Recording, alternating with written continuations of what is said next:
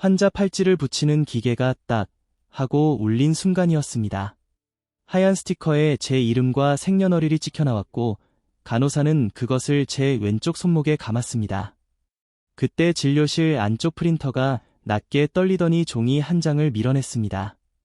의사는 그 종이를 양손으로 잡고 잠시 말을 멈췄습니다. 저는 이미 그 침묵의 뜻을 알 것 같았습니다. 아내는 제 옆에 앉아 있었지만 제 얼굴도 의사 얼굴도 보지 않았습니다. 그녀의 무릎 위에는 검은 가죽 가방이 있었고 지퍼는 이미 반쯤 열려 있었습니다. 악성으로 보입니다. 의사가 조심스럽게 말했습니다. 제 귀에는 그 말보다 형광등이 웅 하고 떠는 소리가 더 크게 들렸습니다. 종이 위에는 암 진단, 추가 조직 검사, 항암 치료 상담이라는 글자가 차례로 박혀 있었습니다. 저는 손끝으로 그 글자를 한번 눌러 보았습니다. 잉크가 마르지 않은 것처럼 차가웠습니다. 그때 아내가 가방 안에서 흰 봉투 하나를 꺼냈습니다. 봉투 모서리는 구겨지지 않았고 오래전부터 준비된 것처럼 반듯했습니다. 그녀는 그 봉투를 제 진단서 옆에 조용히 밀어 놓았습니다. 저는 처음에 보험 서류인 줄 알았습니다. 하지만 봉투 입구 사이로 보인 글자는 이호나 비서였습니다. 아내는 그제야 저를 봤습니다. 눈에는 눈물도 놀람도 없었습니다. 당신 이제 치료받아야 하잖아. 그녀가 낮은 목소리로 말했습니다. 나는 평생 환자 수발 들면서 살 자신 없어. 그러니까 오늘 여기서 서명해. 말끝은 아주 깨끗했습니다. 오래 고민한 사람이 아니라 이미 결론을 끝낸 사람의 목소리였습니다. 저는 아무 말도 하지 않았습니다. 의사는 시선을 아래로 내렸고 책상 위에 볼펜만 굴러가다 멈췄습니다. 복도에서는 바퀴 달린 침대가 지나가는 소리가 길게 끌렸습니다. 저는 진단서를 접지 않고 그대로 가방에 넣었습니다. 그리고 흰 봉투의 오른쪽 아래 아내가 손톱으로 눌러남긴 작은 자국만 눈으로 기억했습니다. 그날 저는 따지지 않았고 묻지도 않았습니다.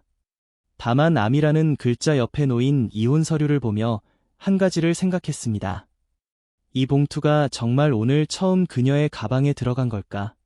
진료실 복도에서 들리던 바퀴 소리는 집 현관문을 열 때까지도 귀에 남아 있었습니다. 신발을 벗으려는데 제 회색 슬리퍼가 문턱 옆으로 밀려나 있었습니다. 늘 식탁 안쪽, 창가 자리에 놓여있던 제 밥그릇도 그날은 달랐습니다. 아내는 제 그릇을 식탁 끝, 의자 다리가 흔들리는 자리 앞에 내려놓았습니다. 된장국은 이미 식어 있었고 이에는 기름막이 얇게 굳어 있었습니다. 그녀는 자기 앞에만 따뜻한 국을 두고 앉아 휴대폰 화면을 아래로 뒤집었습니다. 저는 가방에서 진단서를 꺼내지 않았습니다. 대신 병원에서 받아온 약 봉투를 조용히 식탁 모서리에 올려두었습니다. 아내는 그 약 봉투를 힐끗 보더니 젓가락으로 김치를 집었습니다. 내일부터는 당신이 알아서 챙겨 먹어. 그녀가 말했습니다.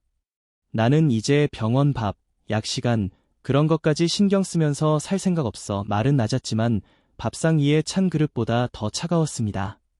저는 숟가락을 들었다가 다시 내려놓았습니다. 스테인리스 숟가락이 그릇 가장자리에 닿으며 짧게 딸깍 소리를 냈습니다. 그 소리에 아내가 미간을 찌푸렸습니다. 소리 좀 조심해. 머리 아파. 암 진단을 받은 사람은 저였는데 피곤한 사람은 그녀처럼 보였습니다. 잠시 후 그녀의 휴대폰이 한번 진동했습니다. 화면이 뒤집혀 있었지만 식탁 조명에 비친 알림 일부가 보였습니다. 엄마라는 이름과 함께 오늘 말했어? 라는 문장이 떠올랐다가 사라졌습니다. 아내는 빠르게 휴대폰을 집어들고 화면을 몸쪽으로 돌렸습니다. 저는 못 본 척 밥을 한 숟갈 입에 넣었습니다. 밥알은 목에 걸렸고 물을 마셔도 내려가지 않았습니다. 그녀는 제가 기침하는 동안에도 등을 두드려주지 않았습니다. 대신 냉장고 문을 열고 반찬통을 정리하며 말했습니다. 집안일도 앞으로는 반반이야. 당신이 아픈 건 아픈 거고 내 인생까지 멈출 수는 없잖아. 저는 고개를 끄덕였습니다. 그리고 식탁 끝에 놓인 제 약 봉투와 방금 사라진 그 짧은 알림을 머릿속에 같이 넣어 두었습니다. 그날 밤 제가 처음으로 궁금해진 건 병명이 아니었습니다. 아내가 오늘 이미 누구에게 무엇을 말해 두었는지였습니다. 다음 날 아침 식탁 끝에 있던 약 봉투는 그대로였고 된장국 냄새만 희미하게 남아 있었습니다. 저는 세면대 앞에서 물을 틀어놓은 채 병원 예약표를 다시 접었습니다. 거울 속 제 얼굴은 밤새 더 하얘져 있었습니다. 그때 안방에서 아내의 목소리가 들렸습니다. 그녀는 병원 업무과와 통화하고 있었습니다. 네, 환자 보호자입니다. 그 한마디에 저는 손을 멈췄습니다. 남편이라는 말은 나오지 않았습니다. 아내는 옷장 앞에 서서 회색 카디건을 어깨에 걸치고 있었습니다. 휴대폰은 스피커로 켜져 있었고 병원 직원의 목소리가 작게 새어 나왔습니다. 다음 상담 때 배우자분도 같이 오시면 좋습니다. 직원이 그렇게 말하자 아내는 웃지도 않고 대답했습니다. 아니요, 저는 그냥 보호자예요. 앞으로는 본인이 혼자 다닐 거예요. 저는 수건을 접어 세면대 옆에 올려놓았습니다. 물소리가 갑자기 너무 크게 들렸습니다. 그녀는 저를 등진 채 블라우스 단추를 잠갔고 마치 방 안에 사람이 없는 것처럼 움직였습니다. 옷장 아래 칸에는 제 결혼식 넥타이가 구겨져 있었습니다. 원래는 상자 안에 넣어 두던 것이었습니다. 그 위에는 병원에서 준 항암 상담 안내 책자가 아무렇게나 던져져 있었습니다. 아내는 통화를 끊고 저를 보지 않은 채 말했습니다. 오늘부터 병원 일정은 당신이 직접 확인해. 나는 보호자 이름만 올라가 있으면 되는 거잖아. 보호자라는 말이 두 번째로 제 귀에 박혔습니다. 저는 대답하지 않았습니다. 대신 침대 옆 협탁에 놓인 예약표를 집어들고 상담 날짜 옆에 작은 점을 하나 찍었습니다. 3월 14일 오전 10시 30분. 그리고 그 밑에 아주 작게 적었습니다. 아내, 배우자라 하지 않음. 펜 끝이 종이에 닿는 소리만 방 안에 남았습니다. 아내는 그 소리를 들었는지 잠깐 고개를 돌렸지만 곧 다시 거울 앞에서 립스틱을 발랐습니다. 괜히 표정 그렇게 하지 마. 아픈 사람이 제일 조심해야 할 건 남한테 부담 주는 거야. 저는 그 말을 듣고 옷장 아래 칸의 넥타이를 꺼내 상자에 다시 넣었습니다. 손끝에 먼지가 묻었습니다. 그날 아침 저는 처음으로 알았습니다. 그녀는 나를 떠날 준비를 하는 것이 아니라 이미 병원과 집안에서 내 호칭부터 바꾸고 있었습니다. 그날 저녁 저는 거실, 불을 켜지 않고 식탁에 앉아 있었습니다. 아내는 퇴근하자마자 옷도 갈아입지 않은 채 부엌 서랍을 뒤졌습니다. 찾는 것은 양념통이 아니라 등기권리증을 넣어 두던 갈색 봉투였습니다. 저는 물컵을 들고 있었고 손잡이 없는 유리컵 겉에 물방울이 맺혀 있었습니다. 아내는 제가 보는 줄 알면서도 서랍을 닫지 않았습니다. 요즘은 미리 정리해둬야 나중에 안 시끄러워. 그녀가 그렇게 말했습니다. 무슨 정리냐고 묻지 않았습니다. 대신 젓가락을 천천히 내려놓았습니다. 그때 식탁 위에 놓인 아내의 휴대폰에서 영상통화 벨이 울렸습니다. 화면에는 장모님 얼굴이 떴고 아내는 스피커를 켠 채 전화를 받았습니다. 병원은 갔다 왔니? 장모님이 물었습니다. 아내는 저를 한 번도 보지 않고 대답했습니다. 갔다 왔어. 생각보다 복잡해질 것 같아. 장모님은 한숨을 쉬더니 목소리를 낮추지 않았습니다. 내가 끌려다니면 안 된다. 아픈 사람한테 인정으로 묵이면 내 인생 끝이야. 저는 밥그릇 옆에 놓인 약봉지를 안쪽으로 밀어 넣었습니다. 숟가락이 그릇에 닿으며 딱 하고 짧게 울렸습니다. 장모님은 그 소리를 들었는지 잠깐 멈췄다가 다시 말했습니다. 집 문제부터 확실히 해. 몸 안 좋아지면 나중에 말 바꿀 수도 있어. 아내는 그 말에 작게 고개를 끄덕였습니다. 그래서 서류 좀 찾아보는 중이야. 저는 그때 처음으로 식탁 끝에 놓인 작은 명함을 봤습니다. 동네 부동산 명함이었고 뒷면에는 우리 아파트 동과 호수가 볼펜으로 적혀 있었습니다. 아내는 통화를 끊자마자 그 명함을 뒤집어 컵받침 아래로 밀어 넣었습니다. 그렇게 쳐다보지 마. 당신도 현실적으로 생각해야지, 그녀가 말했습니다. 아픈 건 안 됐지만 집까지 붙들고 있으면 내가 뭐가 돼? 저는 대답하지 않았습니다. 대신 물을 한 모금 마시고 컵받침 밑에서 살짝 삐져나온 명함의 모서리와 적힌 숫자를 눈으로 외웠습니다.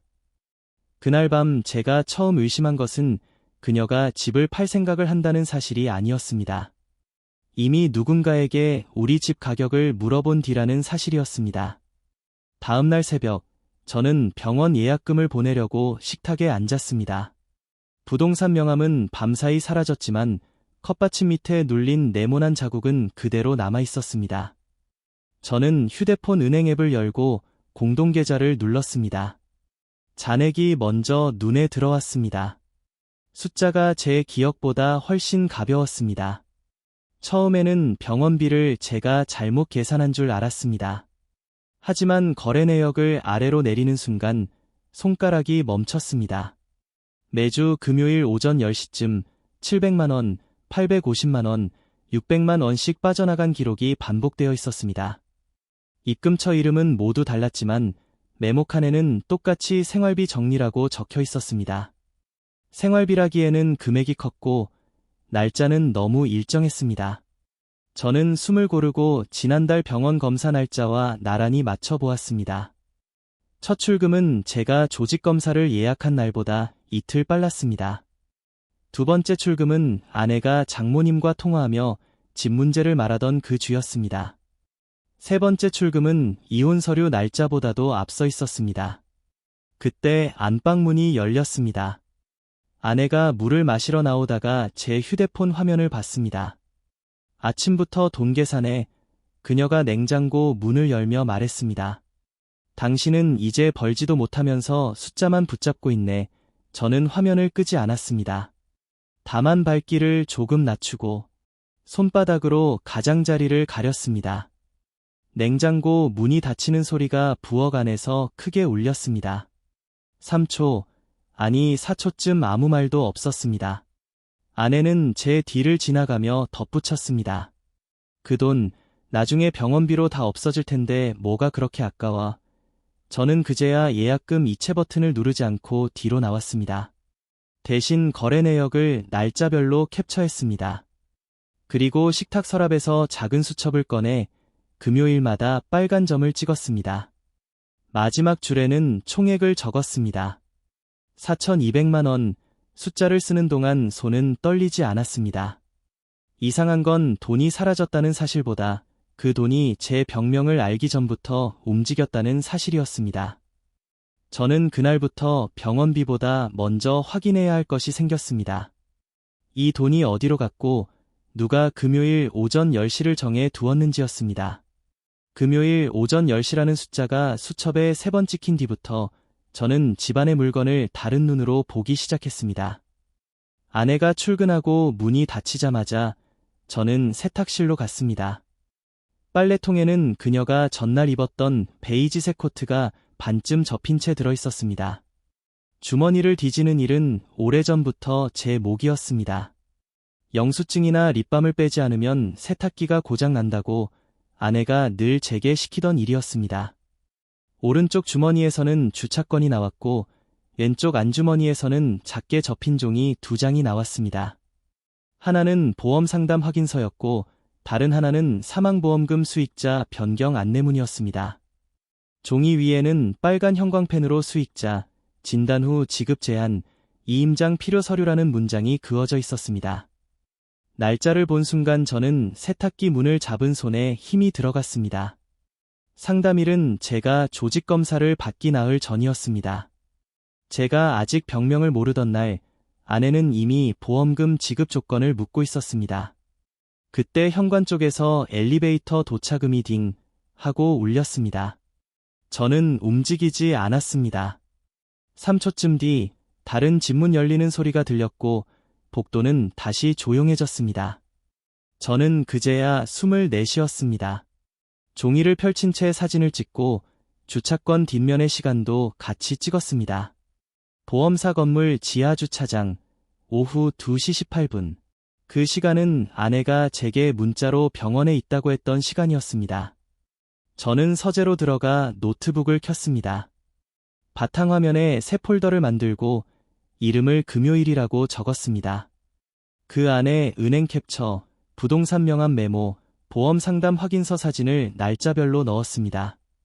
그리고 엑셀 파일을 하나 여러 시간, 장소, 아내의 말, 실제 증거의 칸을 만들었습니다. 그때 아내에게서 문자가 왔습니다. 점심 먹었어? 약 잘 챙겨 먹고 너무 돈 걱정하지 마. 마지막 줄에는 웃는 이모티콘이 붙어 있었습니다. 저는 답장을 보내지 않았습니다. 대신 문자 도착 시간을 표에 적었습니다. 오후 12시 6분, 걱정하는 말투.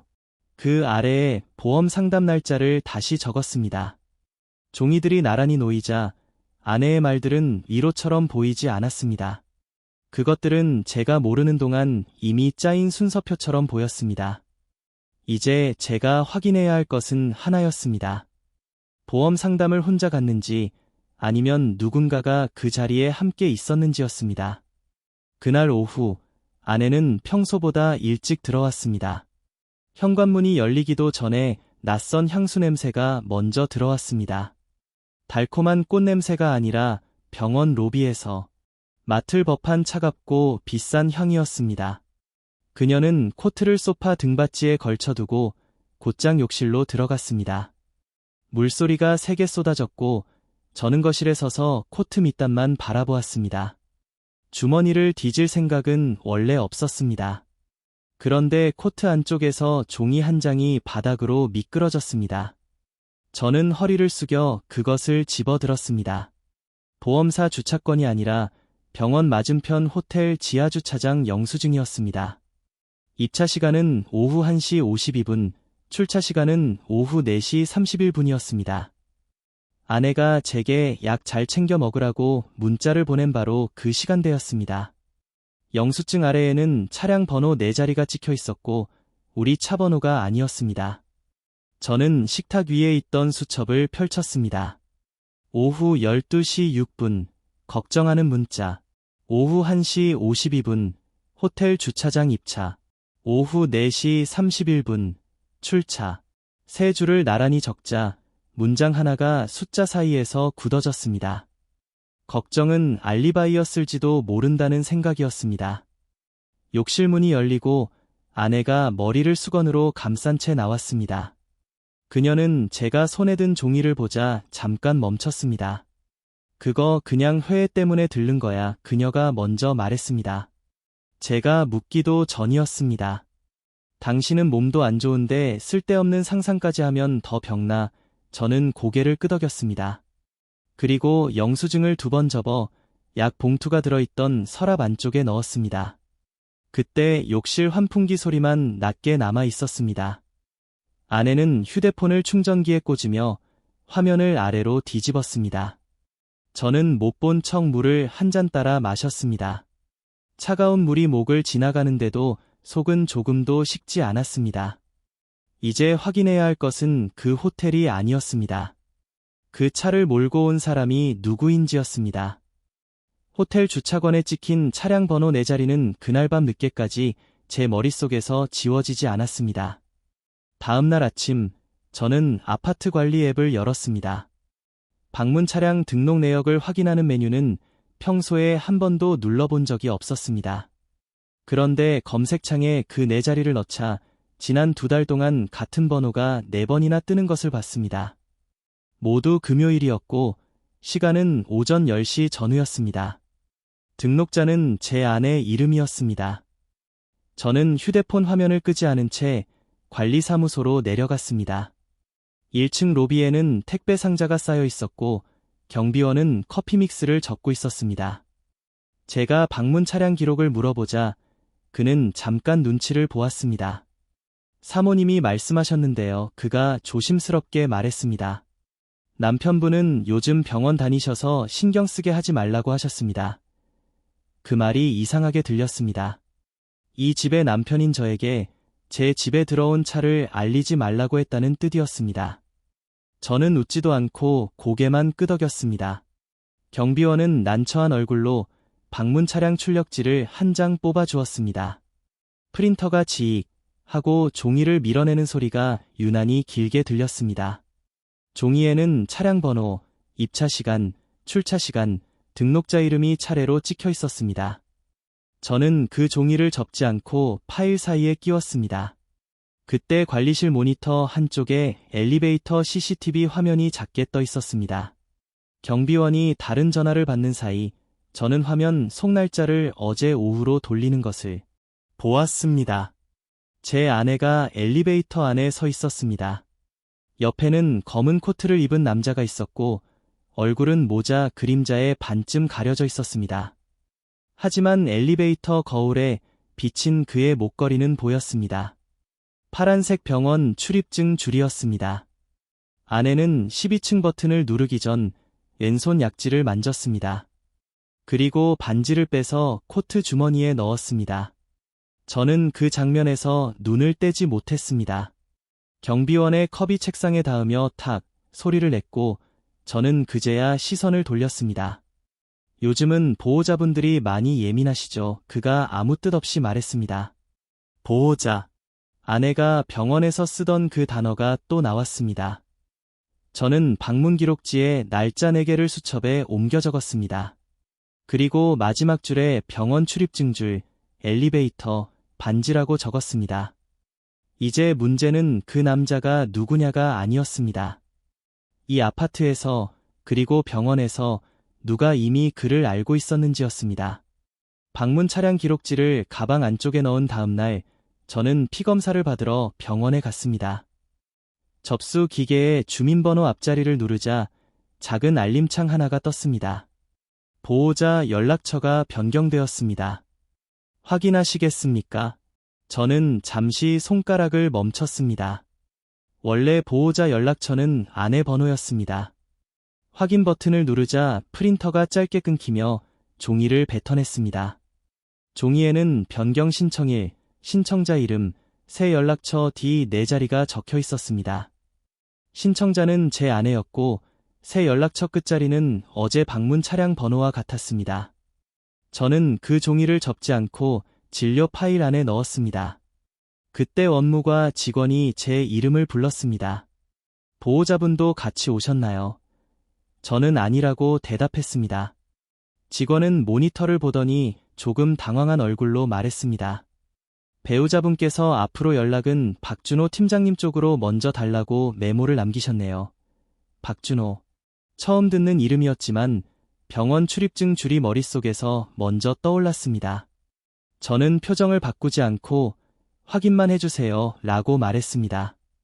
직원이 마우스를 클릭하는 소리가 2번 났고 그 사이 제 뒤쪽 자동문이 열렸습니다. 유리문에 비친 아내가 보였습니다. 그녀는 병원 카페 쪽으로 걸어가며 누군가와 통화하고 있었습니다. 저는 돌아보지 않고 유리 반사만 봤습니다. 그 사람한테 자세히 말하지 마세요. 아내의 목소리가 낮게 들렸습니다. 당신은 몰라도 돼. 그렇게 말하면 그냥 조용히 있을 사람이에요. 그 말 끝에 그녀는 작게 웃었습니다. 저는 손에 든 접수표를 구기지 않으려고 손가락을 폈습니다. 커피 머신에서 우유 거품 나는 소리가 길게 이어졌습니다. 아내는 카페 안쪽 자리로 들어갔고 유리병 너머 검은 코트 남자가 먼저 일어나 그녀의 가방을 받아 들었습니다. 저는 그쪽으로 가지 않았습니다. 대신 업무과에서 받은 변경 알림 종이를 휴대폰으로 찍고 파일 이름을 보호자 변경 박준호라고 저장했습니다. 그리고 수첩에 방문 차량 번호 옆에 같은 4자리를 다시 적었습니다. 그날 제 병보다 더 또렷해진 것은 하나였습니다. 아내는 저를 속이는 정도가 아니라 병원 안에서 제 연락망까지 바꿔놓고 있었습니다. 그런데 왜 그녀는 내가 아무것도 알아도 바뀌지 않는다고 그렇게 자신했을까요? 박준호라는 이름을 적어둔 그날 오후, 저는 병원 민원실 앞 의자에 앉아 있었습니다. 피검사 결과를 기다린다는 핑계였지만 사실은 원무과에서 출력해준 상담 이력을 다시 확인하려고 한 것이었습니다. 직원은 제가 환자 본인이라는 것을 확인한 뒤 최근 보호자 변경과 행정 상담 기록을 종이 2장으로 뽑아주었습니다. 프린터가 지익 하고 밀어낸 종이 위에 박준호라는 이름이 3번 반복되어 있었습니다. 첫 번째 날짜는 제가 조직검사를 받기도 전이었습니다. 두 번째 날짜는 아내가 부동산 명함을 식탁 밑에 숨긴 날과 같았습니다. 세 번째 날짜는 공동계좌에서 850만 원이 빠져나간 금요일이었습니다. 상담 내용 칸에는 보호자 연락망 정리, 보험 서류 안내, 환자 본인 고지 범위 확인이라는 말이 적혀 있었습니다. 저는 그 문장을 오래 봤습니다. 병원은 치료를 받으러 오는 곳이라고 믿었습니다. 그런데 제 기록 속 병원은 어느새 아내가 저를 빼고 제 삶을 정리하는 사무실이 되어 있었습니다. 그때 복도 끝 카페 쪽에서 익숙한 목소리가 들렸습니다. 박준호였습니다. 저는 고개를 돌리지 않고 유리벽에 비친 모습만 봤습니다. 그는 아내에게 종이컵을 건네며 말했습니다. 남편분은 제가 몇 번 봐서 압니다. 조용한 분이잖아요. 아내가 낮게 웃었습니다. 그래서 편해요. 뭘 알아도 따질 사람이 아니에요. 저는 손에 든 출력지를 접으려다 멈췄습니다. 손가락 끝이 종이 모서리에 눌려 하얗게 변했습니다. 3초, 4초 정도 아무 소리도 들리지 않았습니다. 그 사이 커피 머신의 스팀 소리만 길게 올라왔습니다. 박준호는 다시 말했습니다. 서류만 순서대로 하시면 됩니다. 병원 쪽은 제가 맞춰드릴 수 있어요. 저는 그제야 볼펜을 내려놓았습니다. 그리고 상담 이력 2장을 휴대폰으로 찍어 날짜별 폴더에 저장했습니다. 파일 이름은 병원 박준호 사전 상담이라고 붙였습니다.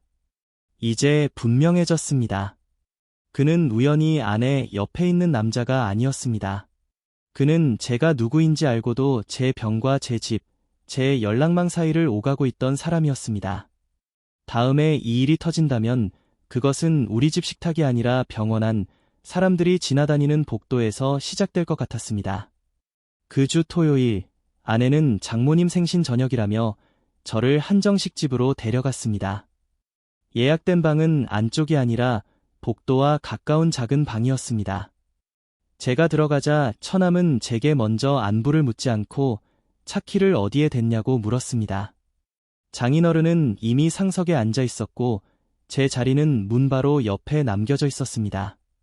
저는 외투를 벗어 의자 등받이에 걸고 조용히 앉았습니다. 반찬이 나오기도 전에 장모님이 제 얼굴을 훑어보며 말했습니다. 많이 안 좋아 보이네. 괜히 우리의 발목 잡지 말고 편하게 해줘. 저는 물컵을 잡았습니다. 얼음이 컵 안에서 딸깍 하고 부딪혔습니다. 아내는 말리지 않았습니다. 오히려 가방에서 서류 한 장을 꺼내 장인어른 쪽으로 밀었습니다. 저는 그 종이 상단에 적힌 글자를 봤습니다. 아파트 예상 매매가 검토서. 부동산 명함에서 봤던 업체 이름이 오른쪽 아래에 찍혀 있었습니다. 처남은 젓가락을 놓으며 말했습니다. 매형, 치료비도 들 텐데 집을 붙들고 있어봐야 뭐합니까? 그 말투에는 걱정보다 계산이 먼저 들어 있었습니다. 장인어른은 더 낮은 목소리로 덧붙였습니다. 아픈 사람은 결정을 흐리게 해. 그래서 가족이 대신 정리해줘야 해. 가족이라는 말에 저는 잠시 웃음이 날 뻔했습니다. 그들이 말하는 가족 안에 저는 없었습니다. 아내는 제 쪽을 보지 않고 국그릇 뚜껑을 열었습니다. 당신은 요즘 판단이 느려졌잖아. 그냥 조용히 따라와 주면 돼. 방 안의 숟가락 소리가 한순간 멈췄습니다. 종업원이 문을 열고 전을 내려놓다가 분위기를 보고 고개를 숙였습니다. 저는 말 대신 휴대폰을 무음으로 켜고 식탁 아래에서 그 매매가 검토서의 상단과 도장을 사진으로 찍었습니다. 그리고 물컵을 다시 내려놓았습니다. 손은 떨리지 않았습니다. 오히려 제 앞에 놓인 반찬수와 사람들의 시선이 이상할 만큼 또렷했습니다. 그날 알게 된 것은 하나였습니다. 아내가 집을 팔려는 게 아니라 이미 집안 전체가 제가 판단할 자격을 잃었다고 믿고 있다는 사실이었습니다.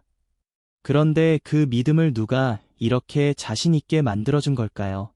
한정식집에서 돌아온 뒤 첫 월요일, 저는 병원에 가기 전 회사 인사팀에서 온 메일을 받았습니다. 제목은 퇴직급여 확인 및 대리 수령 가능 여부였습니다. 저는 아직 퇴직을 신청한 적이 없었습니다. 메일 하단에는 첨부 파일 2개가 붙어 있었습니다. 하나는 제 근속연수와 퇴직금 예상액이 적힌 확인서였고, 다른 하나는 가족 대리 상담 요청서였습니다. 요청자 이름은 아내였습니다. 저는 화면을 오래 보지 않고 바로 출력 버튼을 눌렀습니다. 프린터가 낮게 윙 하고 돌기 시작했습니다. 종이가 나오기 전까지 사무실 천장 조명 소리만 들리는 것 같았습니다. 저는 전 회사 인사팀장에게 전화를 걸었습니다. 그는 제 목소리를 듣자 잠깐 말을 멈췄습니다. 박 부장님, 몸이 많이 안 좋으시다고 들었습니다. 그 말투에는 위로보다 이미 정리된 사람을 대하는 조심스러움이 있었습니다. 누가 그렇게 말했습니까? 제가 물었습니다. 그는 망설이다가 대답했습니다. 사모님께서 회사로 오셨습니다. 병원 치료 때문에 판단이 어려우실 수 있다고요. 저는 창밖을 봤습니다. 출근 시간 버스들이 줄지어 지나가고 있었습니다. 인사팀장은 더 낮은 목소리로 말했습니다. 그리고 천안분도 같이 오셨습니다. 가족이 정리하겠다고 하셔서 저희도 확인 절차만 안내드렸습니다. 가족이 정리한다는 말이 또 나왔습니다. 저는 메일 첨부 파일을 하나씩 저장하고 인쇄된 종이 오른쪽 위에 날짜를 적었습니다. 그때 아내가 부엌에서 커피를 내리며 말했습니다. 회사에서 연락 왔어? 저는 대답하지 않았습니다. 그녀는 컵을 싱크대에 내려놓으며 덧붙였습니다. 당신은 이제 그런 숫자 봐도 머리 아프기만 해. 내가 처리하면 되잖아. 컵바닥이 대리석 상판에 닿는 소리가 짧게 끊겼습니다. 저는 출력된 퇴직금 예상액 옆에 빨간 펜으로 동그라미를 쳤습니다. 그리고 가족 대리 상담 요청서라는 글자 밑에 선을 그었습니다. 아내는 제가 아무 말이 없자 한숨을 쉬고 방으로 들어갔습니다. 저는 그제야 매일 수신 시간을 봤습니다. 한정식 집에서 장인어른이 집 문제를 말하기 정확히 이틀 전이었습니다. 그들이 제 집을 말하기 전에 이미 제 회사와 퇴직금부터 확인하고 있었다는 뜻이었습니다. 그렇다면 이 정리는 도대체 언제부터 시작된 걸까요? 퇴직금 예상액에 빨간 동그라미를 친 다음 날, 저는 오전 항암 상담을 마치고 은행에 들렀습니다.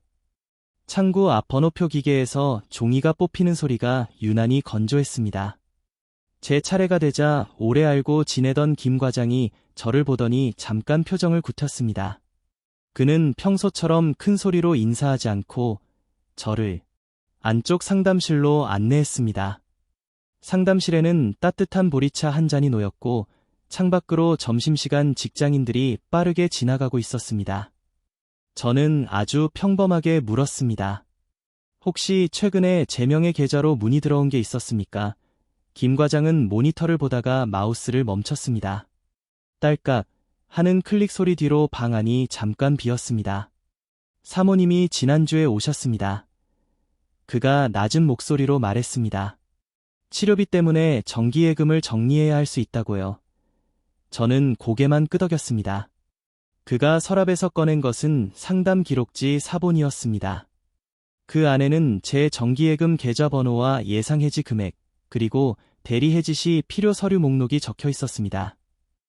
맨 아래에는 제 서명처럼 보이는 글씨가 연습하듯 2번 적혀 있었습니다. 김 과장은 그 부분을 손가락으로 가리키지 않았습니다.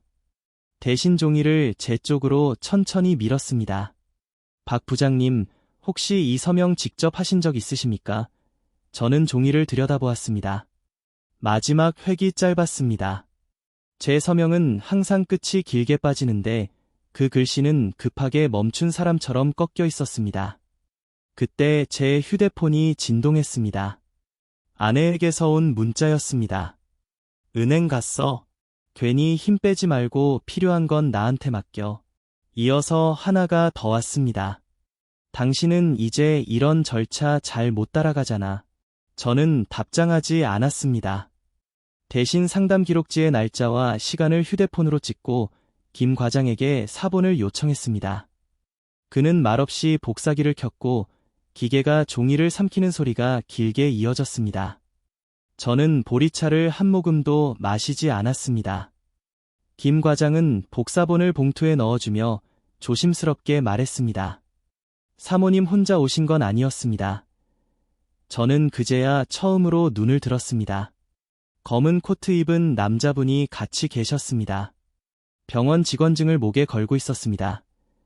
그 말에 호텔 주차권, 엘리베이터 거울, 보호자 연락처 끝자리까지 한 줄로 이어졌습니다.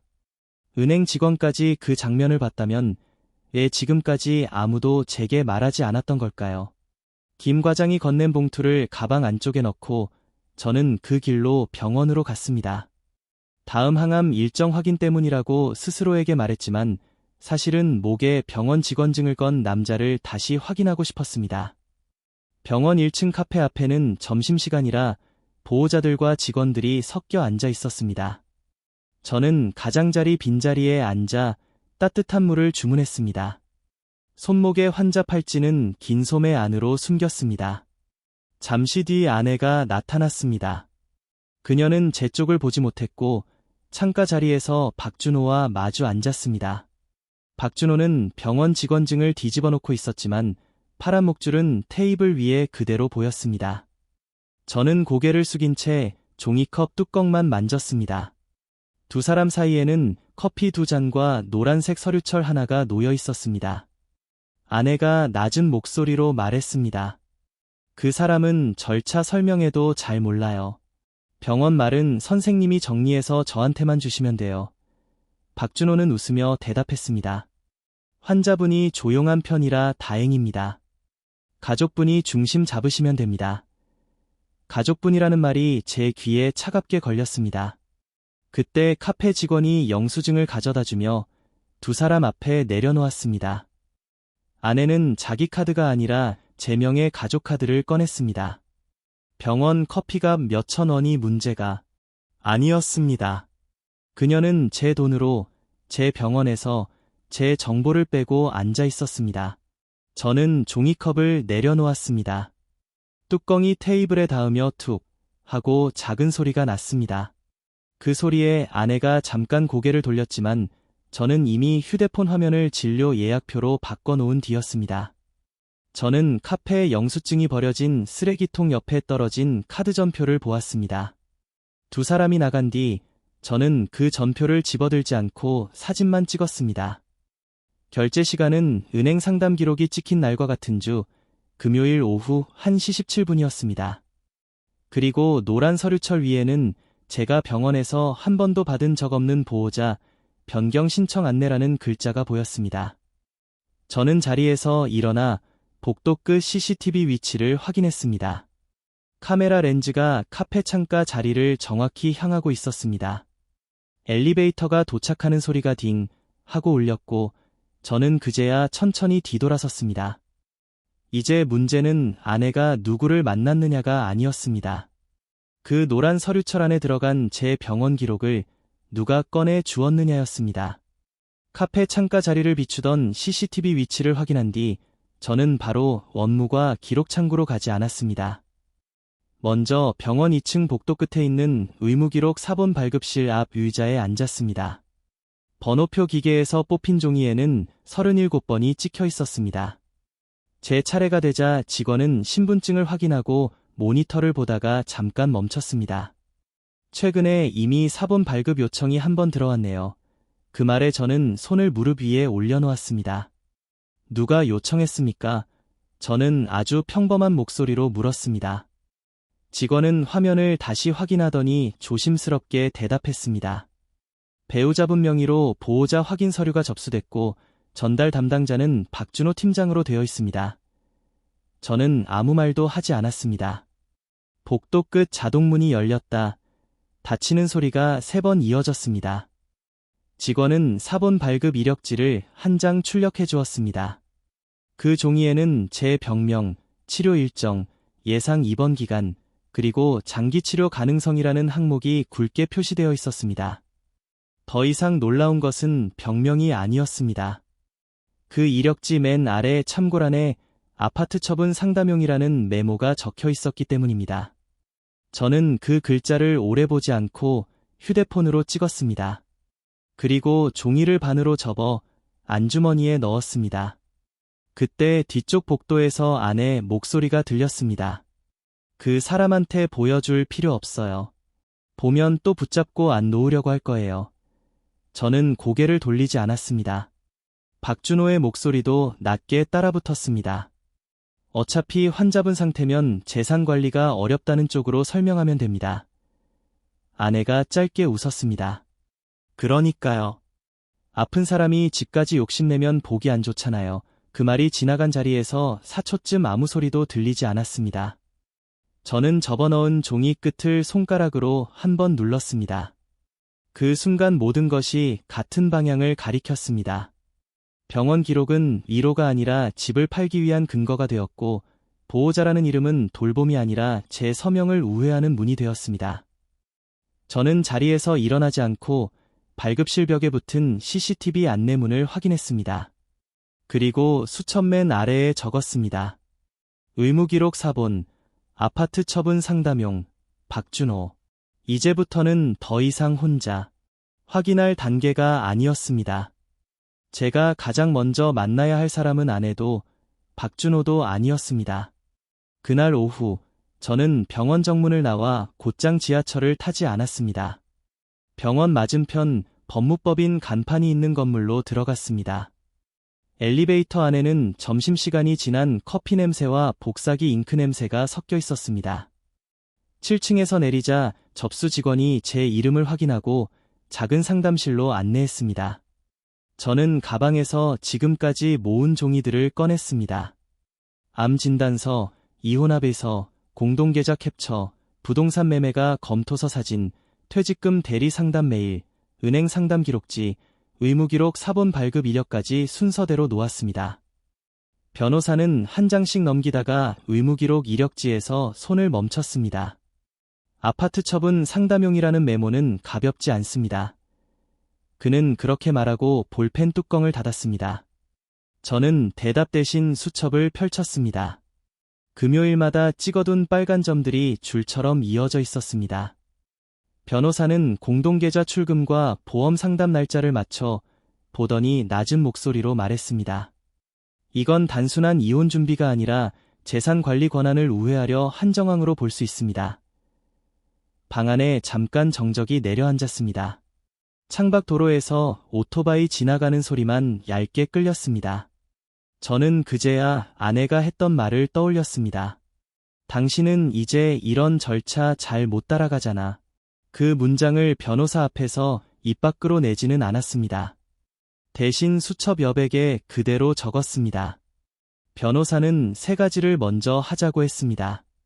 첫째, 등기부등본을 떼서 아파트 권리관계를 확인할 것. 둘째, 은행에 공동계좌 이미 인출 방지 요청을 넣을 것. 셋째, 병원에는 의무기록 열람 경위와 CCTV 보존 요청을 공식 문서로 보낼 것. 그는 마지막으로 재산보전 신청 가능성이라는 단어를 적었습니다. 저는 그 단어를 오래 보았습니다. 보전. 빼앗기기 전에 멈춰 세운다는 뜻이었습니다. 상담실 프린터가 돌기 시작했고 이임계약서와 증거목록 양식이 흰 종이로 밀려 나왔습니다. 저는 서명란 앞에서 잠시 멈췄습니다. 그동안 아내는 제 서명을 약하게 만들려고 했지만 지금 이 서명은 처음으로 저를 지키는 쪽으로 쓰이는 것이었습니다. 볼펜 끝이 종이에 닿는 소리가 작게 났습니다. 저는 서류를 접지 않고 갈색 봉투에 넣었습니다. 그리고 봉투 겉면에 검은 펜으로 적었습니다. 1차 증거, 절대 원본 분실 금지. 변호사는 문 앞까지 배웅하며 말했습니다. 이제부터는 감정으로 움직이지 마십시오. 날짜와 원본이 이깁니다. 저는 고개만 끄덕였습니다. 건물 밖으로 나오자 병원 유리창에 제 모습이 비쳤습니다. 환자처럼 보였지만 더 이상 혼자 끌려가는 사람은 아니었습니다. 이제 남은 문제는 하나였습니다. 어떤 증거가 아내와 박준호가 빠져나갈 마지막 문까지 잠글 수 있을까? 법무법인에서 받은 갈색 봉투를 안쪽 서랍에 넣고 저는 아무 일도 없었다는 듯 저녁을 차렸습니다. 된장국은 일부러 평소보다 싱겁게 끓였고 식탁 위에는 약봉투 대신 물컵 2개만 올렸습니다. 아내는 늦게 들어왔고 현관에서 구두를 벗으며 제 얼굴을 한번 훑었습니다. 오늘은 좀 멀쩡해 보이네, 그녀가 말했습니다. 그럼 서류 이야기해도 되겠다. 저는 밥솥 뚜껑을 닫고 휴대폰을 식탁 아래 선반에 뒤집어 놓았습니다. 녹음 버튼은 이미 눌러둔 상태였습니다. 변호사가 말한 대로 제 목소리가 들어가는 대화는 제가 있는 자리에서만 남기기로 했습니다. 아내는 가방에서 회색 파일을 꺼냈습니다. 파일 안에는 이혼합의서 수정본과 작은 임대차 계약서 사본이 끼워져 있었습니다. 당신은 병원 근처 방 하나 얻어줄게, 그녀는 젓가락을 들기도 전에 말했습니다. 치료 다니기 편하고 나도 내 생활 정리하기 편하잖아. 저는 국그릇을 그녀 앞으로 밀어주었습니다.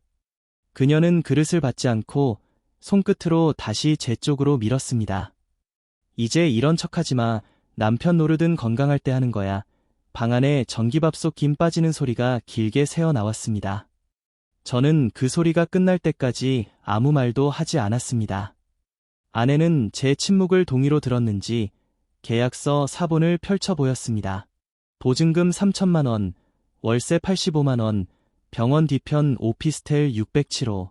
임차일란에는 아직 이름이 비어 있었지만 특약란에는 환자 거주 목적이라고 적혀 있었습니다. 저는 숟가락을 내려놓았습니다. 금속이 식탁에 닿는 소리가 아주 작게 났습니다. 아내는 볼펜을 제 앞으로 밀며 말했습니다. 당신이 버티면 서로 추해져. 아픈 사람답게 조용히 정리해. 저는 볼펜을 잡지 않았습니다. 대신 물컵을 들어 한 모금 마시고 계약서 주소를 눈으로 천천히 읽었습니다. 그녀가 화장실에 간 사이 저는 휴대폰을 들어 녹음 시간이 정상적으로 흐르는지 확인했습니다. 그리고 회색 파일 맨 앞장만 조용히 사진으로 찍었습니다. 임대차 계약서 하단에는 부동산 중개업소 이름이 있었습니다. 식탁 및 컵받침 아래 숨겨졌던 그 명함과 같은 업체였습니다. 더 이상 이것은 즉흥적인 방 한 칸 이야기가 아니었습니다. 공동계좌에서 사라진 돈이 향한 곳은 병원 뒤편 오피스텔 607호일지도 몰랐습니다. 다음 날 오전, 저는 병원 뒤편 골목으로 걸어갔습니다. 오피스텔 607호라는 주소를 확인하려면 계약서보다 그 주소를 중개한 사람을 먼저 만나야 했습니다. 부동산 사무실은 편의점과 약국 사이에 끼어 있었고 유리문에는 금매, 전세, 월세라는 빨간 글씨가 빽빽하게 붙어 있었습니다. 문을 열자 작은 풍경이 딸랑 하고 울렸습니다. 중개사는 저를 보더니 잠깐 눈을 크게 떴습니다. 아, 박지원 씨 남편분이시죠? 제가 이름을 말하기도 전이었습니다. 저는 의자에 앉으며 아주 평범하게 물었습니다. 607호 관련해서 확인할 게 있어서 왔습니다. 그는 난처한 얼굴로 책상 위 서류철을 뒤적였습니다. 사무실 안에는 오래 끓인 보리차 냄새와 복사기 열기가 섞여 있었습니다. 중개사는 상담일지 한 장을 꺼내더니 손으로 일부를 가렸습니다. 하지만 제가 본 것은 충분했습니다. 상담자 박지원, 동행자 박준호, 희망 입주자 남편, 보증금 3천만 원, 상담일은 공동계좌에서 850만 원이 빠져나간 바로 그 금요일이었습니다. 저는 눈을 내리깔고 물었습니다.